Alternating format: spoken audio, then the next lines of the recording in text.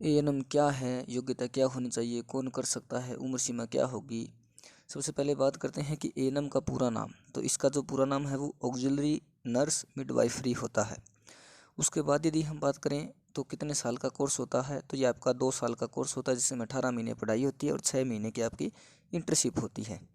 उसके बाद यदि बात करें कि आप इस कोर्स को कौन कौन कर सकता है, क्या पुरुष महिला दोनों कर सकते हैं, तो नहीं, सिर्फ महिलाएं इस कोर्स को कर सकती है। ये 2 साल का कोर्स होता है।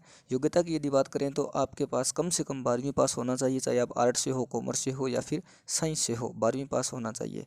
उम्र की यदि बात करें तो आपकी उम्र जो है वो 17 से 35 वर्ष के बीच होनी चाहिए यदि आप एएनएम करना चाहते हैं तो। 17 से 35 वर्ष के बीच आपकी उम्र होनी चाहिए, 12वीं पास होने चाहिए। और कोर्स के दौरान जो है आपको अलग अलग विषय पढ़ने पड़ते हैं।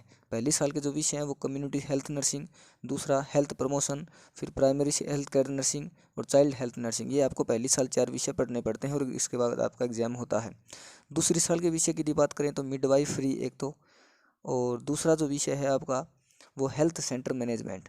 ये इसके बाद भी आपका एग्जाम होगा और आपकी एएनएम जो है वो कंप्लीट हो जाती है। फिर आपकी 6 महीने की इंटर्नशिप बचती है। अब इंटर्नशिप के दौरान आपको जो है, आप सोच रहे होंगे कि इंटर्नशिप में क्या करना होगा, तो इंटर्नशिप के दौरान आपको ये सिखाया जाता है कि इंजेक्शन कैसे लगाना है, कैसे पकड़ना है, कैसे मरीजों की देखभाल करनी है। ये सारा जो है वो आपको इंटर्नशिप के दौरान सिखाया जाता है।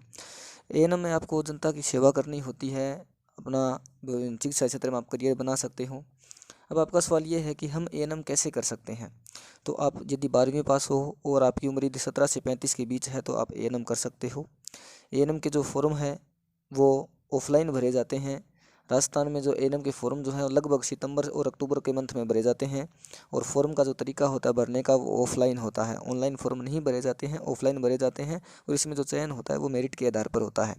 आपके जो 12वीं के परसेंटेज होते हैं उस परसेंटेज के आधार पर आपका चयन होता है। यदि परसेंटेज अच्छे हैं तो चयन हो जाता है, यदि कम है तो नहीं होता है।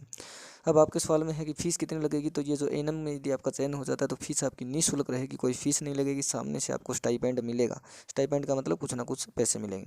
यदि इस बार की बात करें कब फॉर्म भरे गए थे, तो आपका फॉर्म जो है इस बार 1 अक्टूबर से लेकर 1 नवंबर तक भरे गए थे, ऑफलाइन फॉर्म भरे गए थे। और अगर आप भी एएनएम करना चाहते हैं, चिकित्सा क्षेत्र में अपना करियर बनाना चाहते हैं और जनता की सेवा करना चाहते हैं, तो आप 12वीं क्लास में यदि हो या 12वीं से अभी भी नीचे हो तो 12वीं में अच्छे परसेंटेज के साथ आप उत्तीर्ण करिए। उसके बाद आप एएनएम का फॉर्म फिलअप करिए, आपका चयन इसमें ज़रूर होगा। सरकारी कॉलेज मिलेगी, फीस लगेगी नहीं। चैनल को यदि आपने अभी तक सब्सक्राइब नहीं किया, सब्सक्राइब करके बेल आइकन को जरूर प्रेस करिएगा ताकि लेटेस्ट अपडेट आपको इस चैनल के माध्यम से मिलते रहे। वीडियो को यहीं पर समाप्त करेंगे। बहुत बहुत धन्यवाद। Thank you.